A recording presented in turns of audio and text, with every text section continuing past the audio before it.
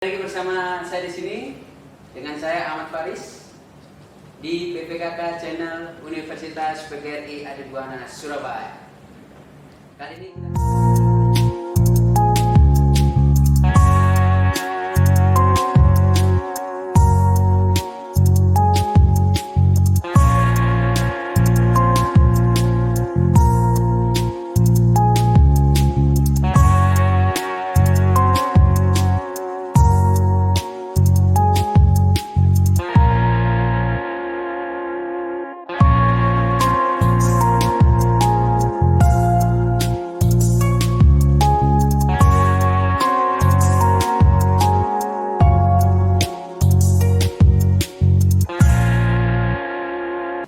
kita kedatangan tamu spesial, yaitu Ketua Program Studi Pendidikan Vokasional Kesejahteraan Keluarga. Silakan Pak.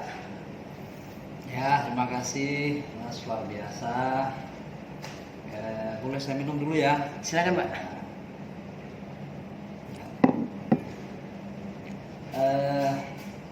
Yang pertama ini spesial saya buat Anda ya dalam kegiatan ini, channel yang luar biasa ini.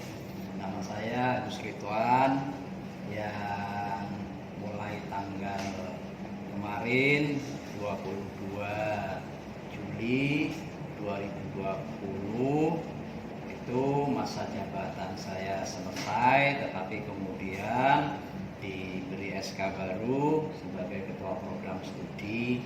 Tentu program studi yang amat sangat kita cintai bersama, yaitu PVKK, Pendidikan Vokasional Kesejahteraan Keluarga. Jadi dengan 3 konsentrasi ini, ada tata busana, ada tata boga, dan tata rias. Ya, semoga jabatan yang diberikan amanah ini ya kita kawal bersama selama 5 tahun ke depan. Itu Mas. Saya mewakili seluruh mahasiswa PVKK dan pemirsa PVKK Channel mengucapkan selamat atas terpilihnya Bapak sebagai Ketua Program Studi Pendidikan Vokasional Kesejahteraan Keluarga. Sama-sama. Nah, sebelum kita masuk ke topik pembahasan Pak, biar pemirsa PVKK Channel ini mengerti apa sih Pak jurusan atau program studi pendidikan vokasional kesejahteraan keluarga yang disingkat PVKK itu Pak? Nah, baik, makasih. Jadi program studi kita ini program studi yang memang lebih menekankan pada kemampuan skill. Skill itu keterampilan. Sehingga program studi yang awalnya dulu adalah PKK, Pendidikan Kesejahteraan Keluarga, kemudian dengan pengajuan nama baru oleh Kemendestekdikti nomor 899 KPK-1 2018, kemudian berubahlah nama menjadi Pendidikan Vokasional Kesejahteraan Keluarga, yang kerennya dibaca bahasa akronimnya itu PVKK. Nah, PVKK ini sebetulnya tidak berdiri sendiri, ada 3 konsentrasi yang 3-tiganya itu lebih menekankan pada kemampuan skillnya juga, dan masing-masing 3 itu berbeda. Misal 1 PVKK dengan konsentrasi tata busana itu lebih menekankan kepada skill yang calon-calon mahasiswanya atau outcome-nya nanti atau luarannya itu akan menjadi seorang yang prospek di bidang fashion, di bidang usaha busana, di bidang desainer. Jadi itu. Sedangkan yang kedua yaitu pendidikan PVKK konsentrasi tata boga. Sedangkan tata boga ini juga skill yang dibutuhkan, yaitu menekankan pada bagaimana dia nanti menjadi seorang pengusaha di bidang boga, catering umpamanya, atau dia akan bekerja di bagian perhotelan ya, atau sukanya dia membuka sebuah usaha-usaha yang lagi tren-trennya sekarang, yaitu yaitu dengan online ya. Ini sudah banyak di bidang boga yang karena cukup bekerja di rumah di dapurnya sendiri ya, usahanya sangat luar biasa. Itu outcome atau luaran dari mahasiswa tata boga. Kemudian yang ketiga ini adalah ini baru 98 dulu keluarnya, yaitu pendidikan vokasional sejahtera keluarga konsentrasi tata rias. Nah, tata rias ini memang outcome-nya nanti keluarannya mahasiswa memang luar biasa. Hampir semua manusia itu kalau tidak ngerias, tidak performanya tampak, maka cukup dan perlu skill di bidang rias. Sehingga mahasiswa nanti yang outcome-nya luarannya nanti di tata rias itu bisa menjadi perias, kemudian bisa jadi juga akan membuka usaha-usaha di bidang rias ya, terutama usaha-usaha pengantin ya, seperti Anda sebentar lagi kan akan menjadi seorang calon pengantin ya. Nah, itu nanti akan saja rias. Jadi itu 3 konsentrasi itu yang lagi kita terus berkembang dan dikembangkan oleh kita program studi PVKK. Yaitu sekali lagi PVKK adalah pendidikan vokasional kesejahteraan keluarga yang di 2020 sudah masuk ke Fakultas Teknik. Lebih spesifik lagi, saya kira begitu Mas. Baik Pak. Jadi begini Pak, tadi kan Bapak bilang kalau untuk program studi pendidikan vokasional kesejahteraan keluarga baru masuk ke Fakultas Teknik. Lalu untuk prospek ke depan, semisal nih ada mahasiswa baru yang masuk tahun ini itu, kedepannya bisa nggak Pak jadi guru gitu Pak? Oh gitu ya. Memang di mahasiswa terutama yang angkatan sudah berjalan, misal di 2016, 2017, 18 itu ketika ada perubahan fakultas itu bingungnya luar biasa. Jadi ada yang sampai satu hari itu WA saya lebih dari 30 menanyakan tentang Pak, saya kan pengen jadi guru kok masuk ke Fakultas Teknik gitu loh. Iya ya. Sehingga jelaskan bahwa di Fakultas Teknik itu hanya sekedar tempat fakultasnya. Ya, memang rata-rata di prodi kami, prodi PVKK di universitas lain itu sudah masuk ke Fakultas Teknik lebih dulu. Nah, di kita baru tahun ini masuk ke Fakultas Teknik. Nah, pertanyaannya, apakah nanti bisa jadi guru? Nah, ini buat mahasiswa yang 2019, 2018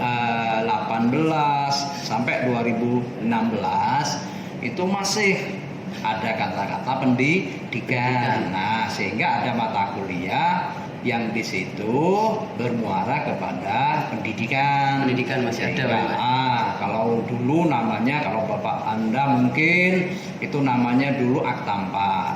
Yaitu ada mata kuliah yang berhubungan dengan pendidikan. Yang itu nanti merekap pada kegiatan PPL atau magang, latihan mengajar di sekolah. Nah, kalau yang sekarang masuk ke Fakultas Teknik, apakah bisa jadi guru? Bisa. Tetapi sesuai dengan aturan pemerintah, kalau sudah dapat sarjana S1 nanti harus kepingin jadi guru, maka masuklah namanya PPG, pendidikan profesi guru. Berarti ada lagi beda Pak ya? Iya, jadi masih ada lagi pendidikan profesi guru. Pengen jadi guru, masuk PPG. Masuk PPG itu berarti ya? Betul. Sehingga sekarang ini masuk di VKK mau jadi guru boleh, mau jadi pengusaha super. Luar biasa. Dua-duanya juga boleh Pak ya. Jadi jadi guru sama pengusaha pun juga bisa ya. Dua-duanya luar biasa itu, bagus. Hebat itu. Cuman di situ masih ada nama pendidikan vokasional kesejahteraan keluarga Pak. Atau mungkin Bapak punya cita-cita buat mengganti gitu Pak. Nah, luar biasa pemikiran Mas ini. Jadi ke depan kita memang guru itu mulai sedikit demi sedikit akan ditinggalkan. Dalam arti apanya, pendidikannya, tetapi lebih ke arah bagaimana mengembangkan skillnya. Karena orang sekarang itu ingin belajar, itu sudah tidak cukup datang ke kampus. Ya, sudah tidak perlu datang ke kampus. Cukup dari rumah, buka channel semacam ini gitu ya. Buka YouTube, itu sudah bisa belajar masak gitu. Sudah gampang ya. Sambil rebahan Itu juga dari bisa. chef luar negeri itu ya, sambil rebahan ya. Sambil rebahan ya. Jadi itu sudah bisa. Ingin desain, sudah bisa. Jadi sudah lintas. Ya, Indonesia sudah lintas internasional lah. Dengan channel ini dengan kegiatan semacam ini tuh ya, sehingga ke depan niat kita mudah-mudahan didukung oleh seluruh mahasiswa, oleh seluruh dosen ya, oleh seluruh stakeholder Ya, larinya nanti adalah ke arah pendidikan ke arah vokasional murni gitu ya. Vokasional murni ya. Berarti Bapak ada cita-cita untuk menggantinya berarti Pak ya? Jadi kayak begitu. Betul ya? Betul. Ya ini Pak, banyak nih komentar netizen di PPKK Channel. Banyak yang bertanya nih Pak mengenai PPKK. Semisal kalau masuk ke PPKK ini apa bisa sih Pak sambil kayak bekerja gitu Pak? Karena kan di sini kan juga hitungannya ilmu terapan lah gitu. Betul. Banyak juga di luaran sana kan ada yang pengen kuliah gitu Pak. Mungkin sambil kerja atau apa? Mungkin Pak bisa menjelaskan. Sejarahnya PPKK dulu itu ya mahasiswanya rata-rata bekerja Mas. Nah, sehingga dulu kuliahnya itu malam. Jadi jam 18.00 itu mulai kuliah. Terus paginya kemana? Dia bekerja. Banyak jadi pegawai, apakah pegawai pemerintah ataupun pegawai swasta. Nah itu. Nah sekarang dengan aturan regulasi baru universitas, semua program studi bisa membuka kelas 3. Ada pagi, ada siang, ada malam. Apakah PPKK juga begitu? Ya, otomatis lah. Ya, kita welcome, kita siap. Kalau seandainya ada mahasiswa bekerja, tapi juga kepingin kuliah. Ya, Bagus juga Pak ya, prospeknya ke depan juga ya. Jadi boleh. Ya, saya ingin kuliah malam gitu ya. Cuma kalau di dalam kegiatan perkuliahan malam itu nanti memang ada sedikit prasyarat. Salah satu diantaranya jumlah mahasiswanya. Jumlah mahasiswa Pak ya? Ya, minimal mahasiswanya.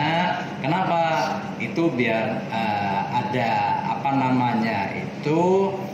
perbandingan ya, sehingga antara dosen yang mengajar dengan jumlah mahasiswa dalam penggunaan lab dan sebagainya. Tapi sementara ini karena hampir semua kegiatan perkuliahan online itu saya kira tidak ada masalah. Nah itu sudah terjawab pertanyaan-pertanyaan yang kalian tanyakan. Nah nih Pak, untuk para pekerja-pekerja di luar sana yang ingin mengikuti kuliah gitu Pak, mungkin ada inspirasi enggak Pak buat kelas online gitu Pak? Jadi biar orang-orang bekerja itu bisa mengikuti perkuliahan tanpa harus datang ke kampus, seperti itu Pak? Oh gitu ya. Baik, jadi sebetulnya bukan inspirasi lagi Mas, tapi itu sudah menjadi kebutuhan pokok ya, sama dengan makan. Jadi di tahun ini disruption ini 4.0, jadi sekarang dituntut semua dosen itu harus membuat kegiatan KBN-nya by daring. Jadi online dengan gaya virtual. Nah, universitas sudah menyiapkan itu. Di universitas ini, Pak? Ya, di universitas sudah menyiapkan, itu namanya programnya Firlenda. Firlenda. Nah, sekarang lagi betul-betulnya universitas membuka hibah. Hibah itu bantuan dana buat seluruh dosen untuk membuat kegiatan perkuliahan by daring melalui Firlenda tadi. Nah, jadi pertanyaan Anda itu tadi luar biasa. Ini tadi ada yang calon mahasiswa tanya ke Pak Agus, Pak, di tahun ini kira-kira kalau saya kuliah, apakah perkuliahannya itu online atau offline, gitu kan ya? Nah, makanya saya jawab tuh di sini tadi WA saya beritahu, loh, Anda kerja atau tidak? Ya, saya bekerja di sebuah perusahaan. Kemudian tetapi saya alumni sebuah universitas. di Surabaya ternama. Kira-kira bisa nggak kuliah online? Jangan ditanya. Kalau PVKK, welcome. Online yes, offline yes. Jadi gitu. Ya, maka Firlenda salah satu jawabannya. Cuma kita Prodi itu harus memfasilitasi semua dosen untuk membuat kegiatan modul menggunakan video. Jadi kegiatan itu yang dibuat, kemudian mahasiswa nanti, contoh misal Anda jurusannya PVKK, konsentrasinya Tatap muka. tatap muka. Ya, betul. Tanya bagaimana caranya masak.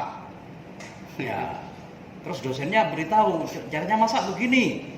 Itu padahal online ya. Iya. Nah, akhirnya dosennya membuat langkah-langkah online memasak menggunakan video ya. Iya. Nah, dengan teknik itulah mahasiswanya bisa ambil videonya dari program yang namanya Firlenda. Iya. Jadi sana baru bisa ketahui.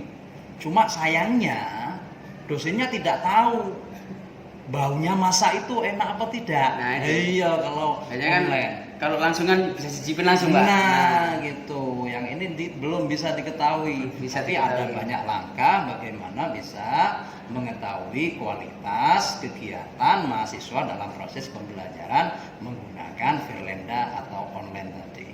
Sehingga bukan inspirasi, wajib. Wajib, kebutuhan pokok ya. Kebutuhan pokok. Jadi gitu. Jadi kesimpulannya kenapa kita harus masuk ke PVKK sih, Pak?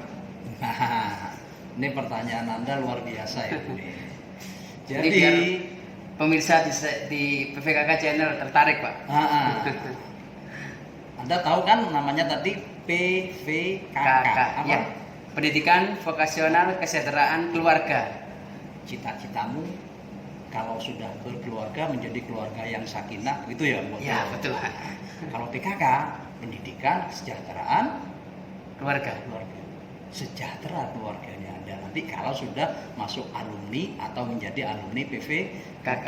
Semua bisa. Ya, disuruh masak bisa, disuruh maca bisa. Maca itu Ngerias, Pak. ngerias, Kayak ngerias gitu, Pak. Ya, suruh jahit bisa.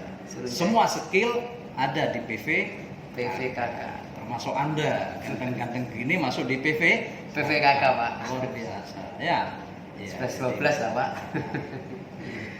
Nah, terima kasih nih, Pak, sudah dijelaskan secara singkat mengenai sejarah PVKK, lalu untuk ke depannya PVKK, prospek mahasiswa ke depannya apa. Mungkin ada pesan dan kesan, Pak, ya, yang akan disampaikan Pak Agus untuk pemirsa PVKK channel. Ya, silakan, Pak. Ya, terima kasih.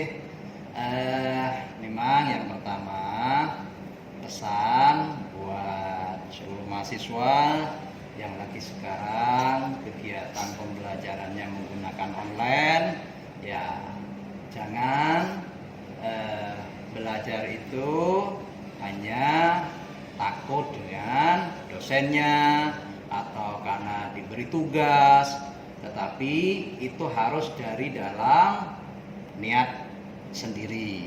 Nah, sehingga pembelajaran dimanapun itu wajib dilakukan sendiri di rumah, malah harus semakin giat. Karena khawatir dengan daring ini kan gak ada yang ditakuti, ya, gitu ya. Pak. Karena kan khawatir langsung. Nah, khawatir jadi pesan saya tetap berjuang, tetap berlatih untuk kegiatan-kegiatan yang bersifat kompetensi di bidang keilmuannya. Ya, yang boga tetap silahkan latihan masak. Ya, malah lebih baik lagi kalau mau buka usaha di rumah. Ya, karena ada waktu yang sangat luang, gitu ya. Selain mengerjakan tugas, melaksanakan kegiatan KBM daringnya, tapi juga bisnis harus jalan. Itu bagi boga yang busana juga demikian, dan bagi yang rias juga demikian.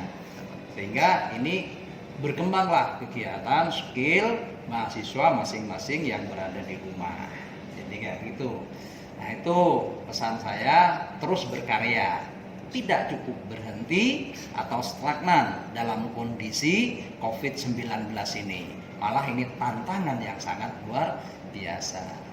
Kesan saya yang pertama, yang jelas, dengan adanya program studi PVKK dan mahasiswanya sangat luar biasa, saya tampak lebih muda. Sama dengan Anda gitu ya Pak. Jadi kesan saya sangat suka sekali, sangat senang sekali karena mahasiswanya sekarang kreatif. Malah kadang saya belajar dengan mahasiswa bagaimana mengunggah, bagaimana mengupload, bagaimana mendownload, bagaimana membuat DP yang bikin orang semakin tertarik. Nah, harapan kami juga PVKK juga begitu. Ke depan semakin tertarik. Ya, semua masyarakat tertarik dan suka serta berharap ya PVKK maju. Pantang mundur. Jadi begitu. Jadi tunggu apa lagi pemirsa PKK Channel? Silahkan daftarkan diri Anda segera ke Universitas PGRI Adibuana Surabaya di program studi Pendidikan Vokasional Kesejahteraan Keluarga Fakultas Teknik. Terima kasih. Baik, itu tadi bincang-bincang saya dengan Ketua Program Studi PPKK Universitas PGRI Adibuana Surabaya. Terima kasih Bapak sudah meluangkan waktunya. Sama-sama, terima kasih juga saya ya atas ini luar biasa ini. Boleh saya habiskan ya? Silakan Pak. Sebelum saya meninggalkan tempat ini ya. Oh, silakan. Terima kasih sekali ya. Sama-sama, mudah-mudahan Anda terus sukses ya belajar. Terima kasih juga untuk pemirsa PPKK Channel yang sudah menonton video ini. Tunggu kejutan video-video menarik berikutnya.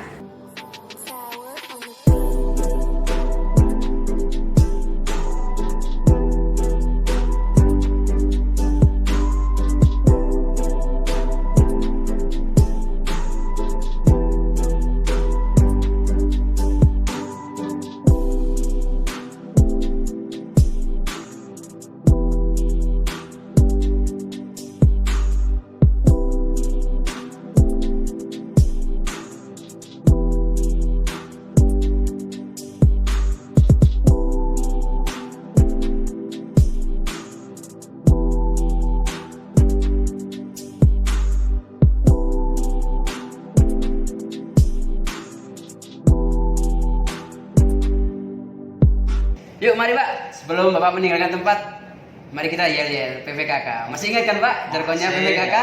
Yuk mari kita. PPKK Universitas PGRI Adibuana Surabaya, terampil, kreatif, meraih sukses. PPKK Universitas PGRI Adibuana Surabaya, we are 3 in 1 bisa. Akhirnya Markibo.